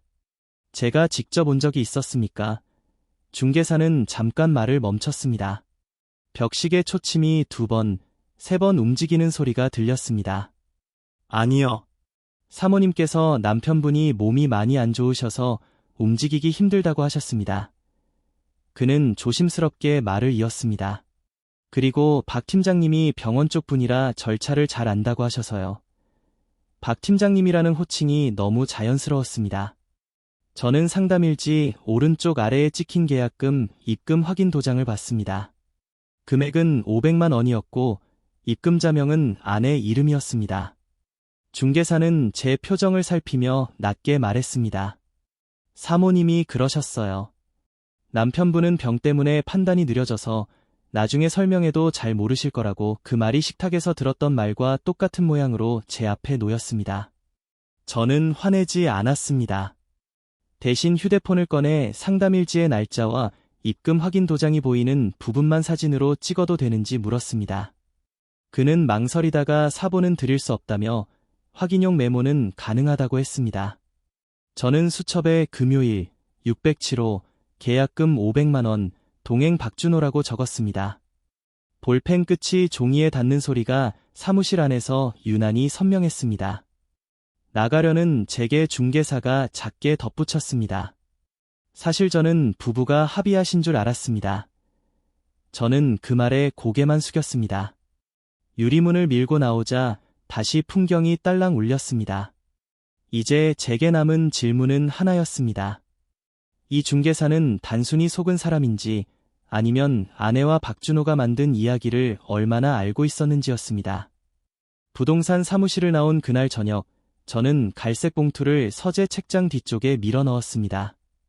겉으로는 아무 일도 없었던 사람처럼 현관등을 켜고 쌀을 씻었습니다. 밥솥에서 김이 오르기 시작할 때 아내가 들어왔습니다. 그녀는 신발도 벗기 전에 저를 한번 오래 봤습니다. 오늘 어디 다녀왔어? 목소리는 낮았지만 끝이 날카로웠습니다. 저는 병원 뒤 약국에 들렀다고만 대답했습니다. 아내는 웃지도 않고 가방에서 서류철을 꺼냈습니다. 이번에는 오피스텔 계약서가 아니라 공동계좌 이체 동의서였습니다. 수취인은 낯선 법인명이었고 금액은 2,700만 원이었습니다. 메모칸에는 전세 보증금 일부라고 적혀 있었습니다. 저는 물컵을 식탁 위에 올려놓았습니다. 유리컵 바닥이 나무 상판에 닿으며 둔하게 툭 소리를 냈습니다. 아내는 볼펜을 제 쪽으로 밀었습니다. 내일 오전까지 처리해야 해. 당신은 그냥 사인만 하면 돼. 제가 종이를 보자 그녀는 한숨을 쉬었습니다. 또 뭘 그렇게 봐. 당신이 알아도 바뀌는 거 없어. 잠시 뒤 그녀는 더 작게 말했습니다. 아픈 몸으로 뭘 할 수 있는데 저는 그 말을 들으며 펜을 잡지 않았습니다. 대신 손을 뻗어 식탁 위 휴지를 한 장 뽑고 입가를 닦는 척하며 서류 상단의 법인명과 계좌 끝자리를 눈으로 외웠습니다. 3초쯤 방 안에는 밥솥 김 빠지는 소리만 남았습니다. 아내는 제가 망설이는 것을 겁으로 받아들였는지 서류철을 다시 챙겨 방으로 들어갔습니다. 문이 닫히자마자 저는 서재로 가서 변호사에게 짧은 문자를 보냈습니다. 공동계좌 대규모 이체 예정, 수취법인 확인 필요. 이어 은행 앱에서 예약 이체 메뉴를 열었습니다. 같은 금액이 다음날 오전 9시 40분으로 등록되어 있었고 신청자는 아내였습니다. 저는 화면을 캡처해 금요일 폴더가 아니라 긴급 폴더에 저장했습니다. 그리고 김 과장에게도 메시지를 남겼습니다. 내일 아침 창구 예약 가능합니까? 공동계좌 지급 제한 상담이 필요합니다. 그날 밤 저는 잠든 척 누워 있었지만 휴대폰은 베개 밑에서 계속 진동했습니다. 아내 방 안에서는 낮은 통화 소리가 새어나왔습니다. 내일 오전만 넘기면 돼요. 그녀가 누군가에게 그렇게 말했습니다. 저는 눈을 감은 채 그 시간을 기억했습니다. 내일 오전 9시 40분, 돈이 움직이기 전에 누가 먼저 움직이는지가 모든 걸 바꿀 것 같았습니다. 다음 날 아침 8시 55분, 저는 은행 상담실에 먼저 앉아 있었습니다. 김 과장은 문을 닫고 제 앞에 공동계좌 거래 제한 신청서와 지급 보류 요청서를 나란히 놓았습니다. 책상 유리 밑에는 환율표가 끼워져 있었고 창밖으로 출근길 사람들이 우산을 접으며 지나갔습니다. 저는 변호사가 밤새 보내준 의견서를 꺼냈습니다. 재산보전 신청 예정, 배우자 단독 처분 방지 필요라는 문장에 파란 도장이 찍혀 있었습니다. 김 과장은 그것을 확인하더니 조용히 고개를 끄덕였습니다. 9시 40분 예약 이체는 아직 실행 전입니다. 그 말에 저는 처음으로 시계를 봤습니다. 초침이 9시 12분을 지나고 있었습니다. 저는 신청서에 서명했습니다. 볼펜 끝이 종이를 긁는 소리가 작게 났습니다. 그 순간 상담실 밖에서 익숙한 목소리가 들렸습니다. 아내였습니다. 예약 이체 확인하러 왔어요. 남편은 몸이 안 좋아서 이런 거 못 챙겨요. 그녀의 말끝에는 어제 식탁에서 보였던 그 자신감이 그대로 묻어 있었습니다. 김 과장은 자리에서 일어나지 않고 내부 전화를 들었습니다. 그리고 낮은 목소리로 말했습니다. 공동계좌 지급 제한 접수됐습니다. 예약 이체는 보류 처리해주세요. 상담실 안이 잠깐 조용해졌습니다. 3초, 4초 정도 복사기 돌아가는 소리만 밖에서 들렸습니다. 저는 손가락으로 신청서 모서리를 한 번 눌렀습니다. 곧 창구 쪽에서 아내의 목소리가 높아졌습니다. 제가 배우자인데 왜 안 된다는 거예요? 직원이 대답했습니다. 예금주 본인 요청과 법률 대리인 의견서가 접수되어 있습니다. 그 말 뒤에 아내는 더 이상 바로 말하지 못했습니다. 저는 문틈으로 그녀의 구두 앞코만 보았습니다. 박준호에게 전화하는지 그녀의 휴대폰 진동음이 짧게 2번 울렸습니다. 김 과장은 또 다른 종이를 제게 내밀었습니다. 최근 대리 해지 시도 확인서였습니다. 그 아래에는 은행 방문 동행자 특징란이 있었고 병원 직원증 착용 남성이라고 적혀 있었습니다. 저는 그 부분을 사진으로 찍지 않았습니다. 원본 사본을 봉투에 넣어 달라고만 했습니다. 김 과장은 흰 봉투에 도장을 찍어 제 앞에 놓았습니다. 그 도장 소리가 끝나자 이상하게 숨이 조금 들어왔습니다. 아내는 아직도 창구 앞에서 그 사람이 뭘 안다고 그래요 라고 말하고 있었습니다. 저는 자리에서 일어나지 않았습니다. 오늘 처음으로 그녀가 저를 모른다고 믿었던 바로 그 시스템이 제 편에서 멈춰 섰기 때문입니다. 이제 더든 집 식탁이 아니라 그들이 가장 안전하다고 믿는 장소에 놓아야 했습니다. 은행에서 돌아온 그날 오후 아내에게서 문자가 왔습니다. 저녁 6시 병원 뒤편 카페로 나오라는 말이었습니다. 집에서 이야기하면 감정이 섞인다며 박준호 팀장도 잠깐 들러 절차를 설명해 줄 거라고 적혀 있었습니다. 저는 답장을 보내지 않고 메시지 화면을 캡처했습니다. 그리고 변호사에게 그대로 전달한 뒤 약속 시간보다 10분 늦게 카페에 들어갔습니다. 아내는 창가 자리에 앉아 있었고 테이블 위에는 파란색 서류철과 차가운 아메리카노 2잔이 놓여 있었습니다. 제 잔에는 빨대도 꽂혀 있지 않았습니다. 그녀는 제가 앉기도 전에 서류철을 열었습니다. 오늘 은행에서 괜히 복잡하게 만들었더라 그녀가 낮게 말했습니다. 당신이 뭘 안다고 그렇게 막아? 결국 치료비도 집도 내가 정리해야 편해. 저는 외투를 벗지 않고 의자 끝에 앉았습니다. 파란 서류철 안에는 제3분할 사전합의서라는 제목의 문서가 있었습니다. 그 아래에는 제가 병원 근처 오피스텔 607호로 거주지를 옮기고 아파트 매각 동의와 퇴직급여 일부 사용에 협조한다는 조항이 적혀 있었습니다. 더 아래쪽 문장이 제 눈을 붙잡았습니다. 본인은 현재 건강상 사유로 장기적 재산관리 능력이 저하되었음을 인정한다. 저는 그 문장을 소리내어 읽지 않았습니다. 다만 손끝으로 그 줄 아래를 한번 짚었습니다. 아내는 그걸 동의로 착각했는지 볼펜을 제 앞에 밀었습니다. 이제 제발 품위 있게 끝내자. 아픈 사람이 끝까지 돈 붙잡으면 보기 안 좋아. 그때 카페문 위에 작은 종이 딸랑 하고 울렸습니다. 박준호가 검은 코트를 입고 들어왔습니다. 그는 제게 인사하지 않고 아내 옆자리에 앉았습니다. 환자분 입장에서는 병원 가까운 곳이 더 합리적입니다. 그가 말했습니다. 가족분이 관리하시는 게 절차상도 편하고요. 가족분이라는 말은 이번에도 저를 지나쳐 아내에게 향했습니다. 저는 커피잔을 들어 한 모금 마시지 않고 다시 내려놓았습니다. 얼음이 컵 안에서 느리게 부딪혔습니다. 사본 한부 받을 수 있습니까? 제가 처음으로 말했습니다. 아내는 잠깐 멈췄지만 곧 웃었습니다. 그래, 가져가서 읽어봐. 어차피 결론은 같아. 박준호는 서류 하단에 자기 명함을 끼워 넣으며 말했습니다. 궁금한 건 저한테 연락 주셔도 됩니다.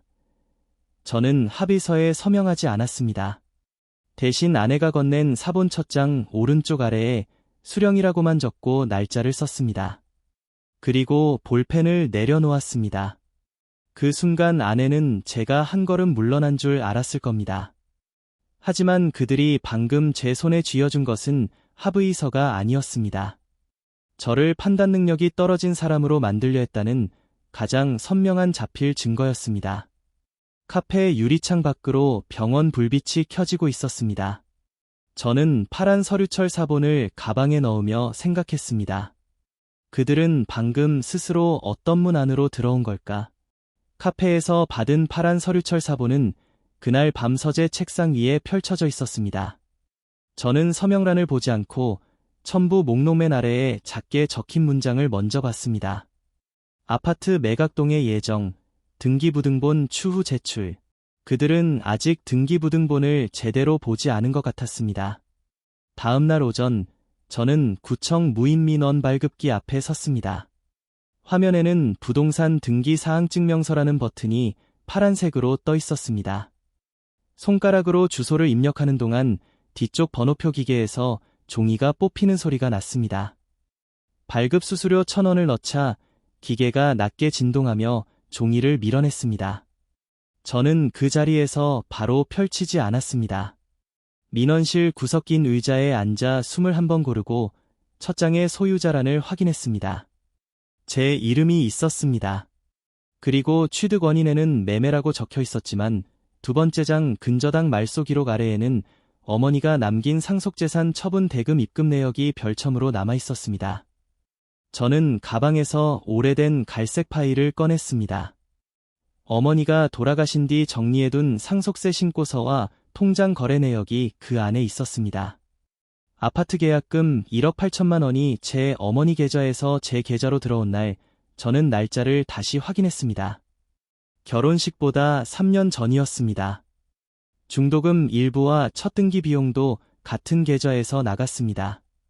아내가 지난밤 말한 우리 둘이 같이 만든 집이라는 말이 갑자기 다른 뜻으로 보였습니다. 함께 산 세월은 있었지만 처음 문을 연 돈은 어머니의 마지막 통장에서 나온 것이었습니다. 저는 그 서류를 사진으로 찍지 않았습니다. 원본을 비닐 파일에 넣고 변호사에게 등기부등본과 상속 관련 자료 확인 가능하다는 문자만 보냈습니다. 답장은 금방 왔습니다. 혼인 전 취득 및 상속재산 기업은 주장 가능, 매각동의 강요 정황과 분리해서 보겠습니다. 그 문장을 읽는 동안 집안에서 아내의 전화 목소리가 들렸습니다. 그녀는 안방문을 반쯤 닫은 채 누군가에게 말하고 있었습니다. 걱정 마세요. 그 사람 집 서류 같은 거 볼 줄 몰라요. 그냥 겁먹으면 사인할 거예요. 저는 휴대폰 화면을 끄고 책상 위 볼펜을 내려놓았습니다. 딸깍 하는 소리가 방 안에 짧게 남았습니다. 아내는 제가 뭘 보고 있는지 모른 채 계속 웃었습니다. 저는 등기부등본 첫 장 오른쪽 위에 작은 글씨로 날짜를 적었습니다. 그리고 어머니 이름이 남은 상속세 신고서 위에 파란 서류철 사본을 올려보았습니다. 두 종이는 같은 집을 말하고 있었지만 한쪽은 빼앗으려는 계획이었고 다른 한쪽은 지켜야 할 이유였습니다. 이제 저는 알았습니다. 그들이 제 병을 이용해 흔들려던 집은 처음부터 제 이름보다 더 오래된 이름으로 버티고 있었습니다. 이 사실을 알게 되었을 때 아내와 박준호는 아직도 그렇게 웃을 수 있을까요? 등기부등본을 확인한 지 이틀 뒤 아내는 제게 법무사 사무실로 나오라고 했습니다. 병원 일정 전에 잠깐 들르면 된다고 했지만 장소는 병원이 아니라 우리 아파트 단지 앞상가 3층이었습니다. 저는 일부러 낡은 점퍼를 입고 갔습니다. 얼굴이 창백해 보이는 것을 숨기지 않았습니다. 유리문을 열자 책상 위에는 이미 서류가 세 묶음 놓여 있었습니다. 아내와 장인어른 그리고 박준호가 나란히 앉아 있었습니다. 박준호는 병원 직원증을 주머니에 넣었지만 파란 목줄 끝이 조금 보였습니다. 법무사는 제게 자리를 권했고 아내는 제 앞에 의자를 손끝으로 툭 밀었습니다. 오래 앉아있기 힘들잖아. 빨리 끝내자, 그녀가 말했습니다. 첫 번째 서류는 아파트 매각 위임장이었습니다. 두 번째는 재산분할 사전합의서였고 세 번째는 건강상 사유로 직접 관리가 어렵다는 확인서였습니다. 저는 서류를 넘기지 않고 제목만 보았습니다. 장인어른이 낮게 헛기침을 했습니다. 사위, 체면 생각해서라도 순하게 하게. 아픈 사람이 집값 붙들고 있으면 보기 안 좋아. 박준호는 부드러운 목소리로 덧붙였습니다. 환자분께는 병원 가까운 오피스텔이 더 안전합니다. 이건 가족분들이 도와드리는 겁니다. 가족분들이라는 말은 또 저를 빼고 흘러갔습니다. 저는 주머니 안에 휴대폰 녹음 시간이 흐르는지 손끝으로만 확인했습니다. 법무사가 인주 뚜껑을 열자 고무 냄새가 살짝 올라왔습니다. 도장 찍는 소리가 옆방에서 쿵 하고 한 번 울렸고 방 안이 잠깐 멈춘 것처럼 조용해졌습니다. 저는 아주 짧게 물었습니다. 이 건강 확인서는 누가 작성했습니까? 아내가 바로 대답했습니다. 박 팀장님이 병원 쪽 양식을 알아봐 주셨어. 당신은 그런 거 몰라도 돼. 박준호는 웃으며 고개를 숙였습니다. 절차상 표현일 뿐입니다. 판단 능력 저하라는 말에 너무 민감하실 필요 없습니다. 저는 그 문장을 마음속으로 다시 읽었습니다. 판단 능력 저하. 그들이 제 입에서 한 번도 나오지 않은 말을 제 서류 위에 올려놓고 있었습니다. 저는 볼펜을 들었다가 내려놓았습니다. 그리고 법무사에게 말했습니다. 오늘 받은 서류 제목과 날짜가 보이게 사본 한 부만 주십시오. 검토 후 다시 오겠습니다. 아내의 눈썹이 아주 조금 올라갔습니다. 또 시간 끌려고 그녀가 낮게 물었습니다. 당신이 시간을 번다고 달라지는 건 없어. 저는 고개만 끄덕였습니다. 법무사는 어색한 표정으로 복사기를 켰고 기계가 종이를 빨아들이는 소리가 방 안을 길게 채웠습니다. 저는 사본 오른쪽 위에 수령 날짜를 적고 서명 대신 수령 확인이라고만 썼습니다. 그 순간 아내는 제가 겁먹고 물러났다고 생각했을 겁니다. 하지만 그들이 방금 남긴 것은 매각 준비 서류가 아니었습니다. 박준호가 병원 양식을 알아봤다는 말, 장인어른이 집값을 언급한 말, 그리고 판단 능력 저하라는 문구가 한 방에 모인 기록이었습니다. 사무실을 나설 때 법무사가 저를 문 앞까지 따라와 작게 말했습니다. 혹시 본인 의사가 아니면 오늘은 절대 도장 찍지 마십시오. 저는 그 말도 수첩에 적었습니다. 첫 번째 균열은 아내의 얼굴이 아니라 법무사의 목소리에서 시작되고 있었습니다. 그렇다면 그들이 처음 무너지는 장면을 보게 될 사람은 과연 누구일까요? 법무사 사무실에서 돌아온 뒤 집안은 이상할 만큼 조용했습니다. 아내는 거실 소파에 앉아 통화 중이었고 제게는 눈길도 주지 않았습니다. 네, 내일 병원 후원 행사 끝나고 바로 정리하면 돼요. 그녀는 그렇게 말하며 손톱 끝으로 테이블을 두드렸습니다. 병원 후원 행사라는 말에 저는 잠시 걸음을 멈췄습니다. 냉장고 문에 붙어있던 병원 안내문 아래에 작은 초대장이 꽂혀 있었습니다. 지역암 환자 지원 후원 감사 행사. 박준호의 이름이 실무 담당자로 적혀 있었고 참석자 명단에는 아내 이름도 있었습니다. 저는 초대장을 떼지 않고 그대로 사진만 찍었습니다. 그날 밤 저는 서재문을 닫고 변호사에게서 온 등기 우편 봉투를 열었습니다. 안에는 재산보전 신청 접수증, 공동계좌 지급 제한 확인서, 병원 의무기록, 열람경위 확인 요청서가 들어있었습니다. 가장 위에는 법원 접수 도장이 파란색으로 찍혀 있었습니다. 저는 그 도장을 손끝으로 한번 눌러보았습니다. 종이는 차가웠지만 처음으로 제 쪽에 무게가 실린 느낌이었습니다. 이어서 은행 김 과장에게서 메시지가 왔습니다. 예약 이체 및 대리 해지 시도 관련 자료 보존 완료. 병원 쪽에서도 변호사 사무실로 회신이 왔습니다. 행사 당일 카페 및 의무기록 창구 CCTV 보존 요청 접수. 저는 3장의 문서를 순서대로 투명 파일에 넣었습니다. 그리고 법무사에게 받은 사본, 부동산 상담 메모, 박준호 명함, 오피스텔 607호 계약서 사진을 그 뒤에 끼웠습니다. 집 밖 복도에서는 누군가 재활용 상자를 끄는 소리가 길게 울렸습니다. 3초, 4초 동안 저는 아무것도 하지 않고 그 소리만 들었습니다. 아내는 안방문을 열고 나와 제 서재 쪽을 흘끗 봤습니다. 내일은 괜히 이상한 소리 하지 마, 그녀가 말했습니다. 사람들 앞에서까지 당신 초라해지면 나도 곤란해. 저는 고개만 끄덕였습니다. 그녀는 제가 포기한 줄 알았는지 조금 부드러운 목소리로 덧붙였습니다. 행사 끝나면 박 팀장님이 절차 정리해 줄 거야. 당신은 그냥 조용히 있으면 돼. 안방 문이 닫히고 손잡이가 딸깍 소리를 냈습니다. 저는 책상 아래 서랍을 열어 첫날 진료실에서 받은 흰 봉투를 꺼냈습니다. 그 안에는 아직도 이혼 서류와 암 진단서가 함께 들어 있었습니다. 저는 그 봉투 위에 법원 접수증 사본을 올렸습니다.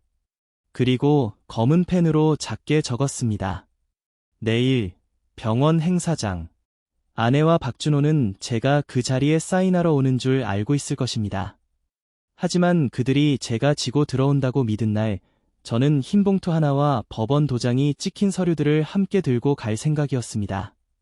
다음 날 오후, 병원 본관 2층 행사장은 평소보다 밝았습니다. 입구에는 지역암 환자 지원 후원 감사 행사라는 현수막이 걸려 있었고, 안내 데스크 옆에는 박준호의 이름이 적힌 진행표가 놓여 있었습니다. 저는 검은 정장 안주머니에 흰 봉투와 투명 파일을 넣고 천천히 들어갔습니다. 아내는 앞줄 옆 통로에 서 있다가 저를 보고 표정을 굳혔습니다. 그녀는 곧장 다가와 제 팔을 잡으려 했습니다. 여기까지 와서 창피하게 굴지 마. 그녀가 아주 낮게 말했습니다. 당신은 그냥 앉아있다가 끝나면 사인만 하면 돼. 저는 팔을 빼지 않고 그녀의 손이 제 소매를 놓을 때까지 기다렸습니다. 행사장 안에서는 마이크 점검 소리가 짧게 울렸고 사람들의 대화가 그 뒤로 낮아졌습니다. 박준호는 단상 옆에서 병원 배지를 고쳐 달고 있었습니다. 그는 저를 보자 잠깐 웃었습니다. 환자분, 몸 괜찮으시면 뒤쪽에 앉으시는 게 편하실 겁니다. 저는 대답하지 않았습니다.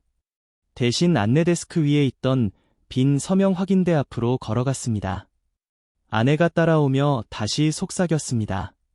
당신이 뭘 들고 와도 여기선 아무도 내 편 안 들어. 그때 저는 안주머니에서 첫날의 흰 봉투를 꺼냈습니다. 봉투 모서리에는 아직 그녀의 손톱 자국이 희미하게 남아 있었습니다. 저는 그 안에서 암 진단서와 이혼합 의서를 꺼내 나란히 올려놓았습니다. 날짜는 같았습니다. 진단서 발급 시간은 오전 9시 17분, 이혼합의서 작성일도 바로 그날이었습니다. 아내의 눈동자가 아주 짧게 흔들렸습니다. 저는 그 옆에 녹음 파일 목록을 인쇄한 종이를 한 장 더 놓았습니다. 파일명은 진료실 서명 요구원 본이었습니다. 행사장 스피커에서 삐 하는 잡음이 한 번 길게 지나갔습니다. 3초쯤 아무도 말을 하지 않았습니다. 저는 그 정적 속에서 처음으로 입을 열었습니다. 그날 당신은 내가 암이라는 말을 듣기 전에 이미 이 봉투를 꺼냈습니다. 제 목소리는 생각보다 낮고 평평했습니다. 박준호가 한 걸음 다가오며 말했습니다. 개인적인 일은 밖에서 하시죠. 저는 그를 보지 않고 봉투 아래에 준비해온 재산보전 신청 접수증 사본을 반쯤만 꺼냈습니다.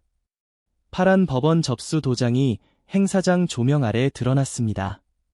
아내는 그 도장을 보자 입술을 다물었습니다. 저는 아직 모든 서류를 꺼내지 않았습니다. 오늘 제가 올린 것은 첫 번째 종이일 뿐이었습니다. 박준호는 법원 도장이 보이자마자 웃음을 지우지 않은 채 손을 내밀었습니다. 환자분, 이런 서류는 행사장에서 꺼내실 게 아닙니다. 그의 말은 부드러웠지만 손끝은 조금 굳어 있었습니다. 저는 재산보전 접수증을 다시 넣지 않았습니다. 대신 투명 파일 두 번째 칸에서 은행 봉투를 꺼냈습니다. 흰 봉투 겉면에는 김 과장이 찍어준 확인 도장이 선명했습니다. 저는 봉투를 열어 공동계좌 지급 제한 확인서와 예약 이체 보류 내역을 나란히 올려놓았습니다. 금액은 2,700만 원, 실행 예정 시간은 오전 9시 40분이었습니다. 아내가 어젯밤 식탁 위에 밀어놓았던 바로 그 금액이었습니다. 그녀는 종이를 보자마자 입술을 한번 핥았습니다. 치료비 때문에 임시로 옮기려던 거야. 그녀가 급하게 말했습니다. 저는 고개를 들지 않고 다음 장을 펼쳤습니다. 수치 법인명 옆에는 병원 뒤편 오피스텔 관리 법인의 계좌가 적혀 있었습니다. 그리고 아래에는 607호 계약금 500만 원 입금 확인 메모가 붙어 있었습니다. 행사장 뒤쪽에서 누군가 의자를 끄는 소리가 끼익 하고 길게 났습니다. 그 소리가 끝날 때까지 저는 아무 말도 하지 않았습니다. 박준호는 휴대폰 화면을 확인하는 척 시선을 피했습니다. 저는 세 번째 증거를 꺼냈습니다. 병원 업무과에서 받은 보호자 연락처 변경 확인서와 의무기록 사본 발급 이력지였습니다. 신청자는 아내였고 전달 담당자에는 박준호 팀장이라고 적혀 있었습니다. 참고란에 아파트 처분 상담용이라는 문장을 본 순간 박준호의 턱 근육이 아주 작게 움직였습니다. 그는 낮은 목소리로 말했습니다. 행정상 메모일 뿐입니다. 오해하신 겁니다. 저는 그때 처음으로 그를 바라봤습니다. 오해라면 제 병원 기록이 왜 제 집을 파는 상담 자료가 됐습니까? 대답은 바로 나오지 않았습니다. 아내의 손이 테이블 모서리를 잡았고 손등의 힘줄이 하얗게 올라왔습니다. 주변에 있던 병원 직원 2명이 서류 위 글자를 보고 서로 눈을 마주쳤습니다. 저는 말을 더 보태지 않았습니다. 대신 파일 네 번째 칸에서 은행 상담 기록지 사본을 반쯤 꺼냈습니다. 거기에는 대리 혜지 씨도 동행자 특징, 병원 직원증 착용 남성이라는 문장이 남아 있었습니다. 박준호의 목에 걸린 파란 출입증 줄이 조명 아래 더 또렷하게 보였습니다. 아내는 이제 저를 보지 못하고 바닥 쪽만 보고 있었습니다. 하지만 아직 마지막 장은 꺼내지 않았습니다. 그들이 정말 서 있을 수 없게 만드는 증거는 따로 남아 있었습니다. 저는 마지막 파일을 꺼내기 전에 잠깐 숨을 골랐습니다. 행사장 앞쪽 스크린에는 아직 병원 후원자 명단이 띄워지기 전이었고 조명은 흰 테이블 위에 서류들만 차갑게 비추고 있었습니다. 아내는 더 이상 제게 앉으라고 말하지 않았습니다. 박준호도 환자분이라는 말을 꺼내지 못했습니다. 저는 투명 파일 맨 뒤에서 병원 감사실 명의의 회신서를 꺼냈습니다. 의무기록 접근 로그, CCTV 보존 확인, 내부 조사 예정이라는 제목이 한 줄로 박혀 있었습니다. 그 아래 첫 번째 접근 시간은 제가 암 진단을 공식적으로 듣기 하루 전 오후 5시 42분이었습니다. 접근자는 박준호였습니다. 두 번째 장에는 그날 저녁 병원 지하주차장 CCTV 캡처가 붙어 있었습니다. 박준호가 아내에게 흰 봉투를 건네는 장면이었습니다. 봉투 모서리와 제 앞에 놓인 봉투 모서리에 접힌 자국이 같은 위치에 있었습니다. 저는 그 사진을 아내 앞에 조용히 밀어 놓았습니다. 그녀의 손이 테이블 아래로 내려갔고 손가락이 가방끈을 움켜쥐었습니다. 저는 다음 장을 넘겼습니다. 박준호가 병원 시스템에서 제 조직 검사 결과 예비 소견을 열람한 기록이 있었습니다. 그 기록이 열린 지 18분 뒤 아내와 박준호 사이에 통화가 7분 12초 이어졌다는 통신기록 확인 요청서도 붙어 있었습니다. 변호사가 정리한 문장 하나가 맨 아래에 있었습니다. 환자 본인 고지 전 의무기록 무단 열람 및 재산 처분 준비 정황. 행사장 뒤편에서 누군가 숨을 들이마시는 소리가 작게 났습니다. 저는 마지막으로 어머니 상속세 신고서와 등기부등본 사본을 꺼냈습니다. 결혼 전 제 명의로 취득한 아파트, 어머니 상속재산에서 나온 계약금, 그리고 법원에 접수된 재산보전 결정문이 나란히 놓였습니다. 아내가 겨우 입을 열었습니다. 그건 당신이 몰라도 되는 일이었어. 목소리는 이미 갈라져 있었습니다. 저는 짧게 말했습니다. 내 병도, 내 집도, 내 이름도 당신들이 정리할 수 없습니다. 그 말 뒤로 마이크에서 삐 하는 잡음이 길게 흘렀습니다. 4초쯤 아무도 움직이지 않았습니다. 박준호는 출입증 줄을 목에서 빼려다 멈췄고 주변 병원 직원들의 시선이 그의 손으로 모였습니다. 그때 무대 뒤 스크린이 켜졌습니다. 후원자 명단 맨 위에 제 이름이 올라와 있었습니다. 암 환자 치료비 지원기금, 정기 후원자 박도윤. 저는 그 화면을 보며 서류를 다시 봉투에 넣었습니다. 아내는 스크린과 제 앞에 흰 봉투를 번갈아 보더니 결국 시선을 바닥으로 떨어뜨렸습니다. 첫날 진료실에서 제 병보다 먼저 나온 그 봉투는 오늘 제 인생을 끝내는 종이가 아니라 그들의 거짓말을 묶는 첫 번째 증거가 되었습니다. 그날 이후 가장 먼저 잠긴 것은 돈이 아니라 그들이 제 이름으로 움직이던 모든 통로였습니다. 그날 행사장에서 내려온 뒤 저는 곧장 집으로 가지 않았습니다. 병원 1층 로비 끝 의자에 앉아 변호사에게 전화를 걸었습니다. 통화는 짧았습니다. 지금부터 예정대로 진행해주세요. 그 한마디를 하고 저는 끊었습니다. 30분 뒤 은행 김 과장에게서 문자가 왔습니다. 공동계좌 분리관리 접수 완료, 예약 이체 전면 보류, 대리 해지 시도 자료 보존. 저는 그 문장을 한 줄씩 읽고 휴대폰 화면을 껐습니다.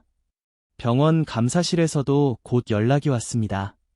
박준호의 시스템 권한은 즉시 정지되었고 의무기록 열람 로그는 내부 징계위원회와 외부 법률 검토로 넘어간다고 했습니다. 행사장에서 늘 반듯하던 그의 목소리는 더 이상 들리지 않았습니다. 대신 복도 끝에서 박준호가 누군가에게 낮게 변명하는 소리만 끊겨 들렸습니다. 개인적인 부탁이었을 뿐입니다. 그 말에 병원 직원 한 명이 대답하지 않고 문을 닫았습니다. 철문 닫히는 소리가 조용히 복도를 채웠습니다. 아내는 로비 기둥 옆에 서 있었습니다. 아까까지 들고 있던 가방을 양손으로 붙잡고 있었고 손가락 끝이 하얗게 질려 있었습니다. 저를 보자 무언가 말하려 했지만 입술만 움직였습니다. 그때 그녀의 휴대폰이 계속 울렸습니다. 장모님, 처남, 부동산 중개사 이름이 번갈아 떴지만 그녀는 받지 못했습니다. 저는 그녀에게 다가가지 않았습니다. 대신 변호사에게서 받은 전자문서 알림을 열었습니다. 이혼 및 위자료 청구 소장 제출 준비 완료, 재산보전 결정문 송달, 절차 진행. 그 아래에는 아파트 매각 관련 이미 처분 금지라는 문장이 분명히 적혀 있었습니다. 저는 그 화면을 캡처하지 않았습니다. 이미 원본은 법원과 변호사 사무실에 있었습니다. 집으로 돌아오는 길, 가족 단체방에는 아무 메시지도 올라오지 않았습니다. 전날까지만 해도 제 집과 퇴직금을 말하던 사람들이 그날은 읽음 표시만 남긴 채 조용했습니다. 현관에 들어서자 아내가 먼저 들어와 있던 흔적이 보였습니다. 식탁 위에는 법무사 사무실에서 가져온 위임장 묶음이 펼쳐져 있었지만 도장은 어디에도 찍혀 있지 않았습니다. 저는 그 종이를 만지지 않고 투명 파일을 꺼내 법원 접수증만 책상 위에 올려두었습니다. 방 안에는 냉장고 모터 소리만 낮게 돌고 있었습니다. 그날 처음으로 저는 알았습니다. 법이 움직이기 시작하면 사람의 목소리는 생각보다 빨리 작아진다는 것을. 이제 남은 것은 처벌보다 더 현실적인 문제였습니다. 돈, 집, 이름, 그리고 제가 잃었다고 생각했던 자리 중 무엇이 먼저 제 손으로 돌아올지였습니다. 법원 서류가 움직인 뒤로 석 달이 지났습니다. 그 사이 저는 항암 치료 날짜와 조정기일을 같은 달력에 적어두었습니다. 이혼 조정실은 병원 진료실보다 더 조용했습니다. 긴 테이블 가운데에는 녹음 파일 목록, 은행 지급보류 확인서, 의무기록 열람 로그, 등기부등본, 어머니 상속세 신고서가 차례로 놓였습니다. 아내는 예전처럼 제 말을 끊지 못했습니다. 그녀의 변호사가 작은 목소리로 몇 가지를 확인했고 아내는 고개만 끄덕였습니다. 위자료와 부당 인출금 반환액은 합쳐 6,800만 원으로 정리되었습니다. 공동계좌에서 빠져나간 4,200만 원 중 병원 뒤 오피스텔 계약금으로 쓰인 500만 원도 반환 대상에 포함되었습니다. 아파트는 제 단독 재산 기여가 인정되어 매각 대상에서 빠졌습니다. 퇴직급여와 치료비 계좌는 별도 보호계좌로 분리되었습니다. 병원 감사실에서는 박준호의 징계 결과를 우편으로 보냈습니다. 직무배제, 개인정보 접근 권한 박탈, 별도 민원 조사 진행. 종이에는 차가운 문장만 있었지만 그 문장들이 그 사람의 목소리를 대신 지워주었습니다. 장모님에게서는 더 이상 전화가 오지 않았습니다. 처남은 한 번 문자를 보냈습니다. 매형, 그때는 저희가 잘 몰랐습니다. 저는 답장하지 않고 그 문자만 보관함에 넣었습니다. 아내는 조정 마지막 날 법원 현관 앞에서 작은 캐리어 하나를 끌고 서 있었습니다. 예전에 현관 앞에 놓여 있던 그 밝은 색 캐리어였습니다. 그녀는 제게 무슨 말을 하려다 말고 손잡이만 더 세게 잡았습니다. 저는 법원 주차장에서 변호사에게 받은 정본 봉투를 가방에 넣었습니다. 그리고 은행 앱을 열어 치료비 계좌의 자동이체가 제 명의로만 설정된 것을 확인했습니다. 화면에는 다음 항암 예약금과 생활비 이체 내역이 깔끔하게 나뉘어 있었습니다. 그 작은 구분이 이상하게 큰 숨을 쉬게 했습니다.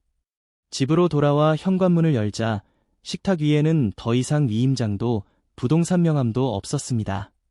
저는 어머니 상속 서류를 원래 있던 파일함에 넣고 등기부등본은 맨 앞칸에 꽂아 두었습니다. 창밖 아파트 단지에는 저녁 불빛이 하나씩 켜지고 있었습니다.